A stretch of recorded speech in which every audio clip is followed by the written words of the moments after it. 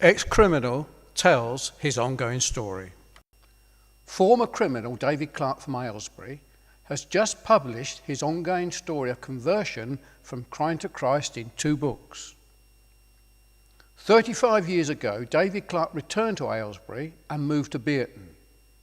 David's brother Michael Clark was the director of Pennywise, a company in Aylesbury. The significant thing is this, that Michael and David were both criminals back in the 60s and were sent to prison for malicious wounding and carrying a firearm without a licence.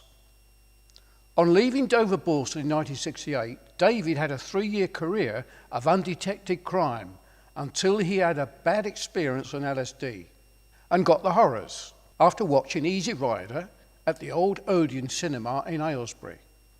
It was so bad that he called out to God for help, and Jesus spoke to him.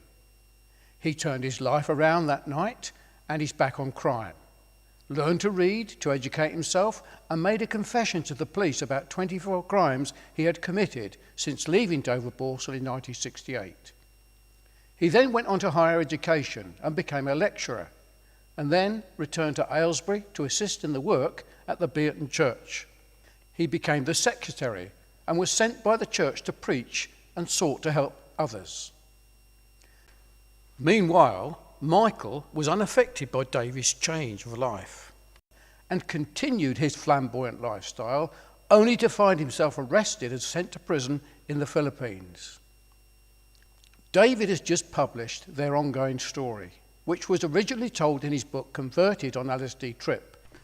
The continuing story tells the troubles that he experienced at the Bierton church and how Michael too, after serving 5 years of his 16-year sentence, became a Christian, and he too turned his life around and back on crime.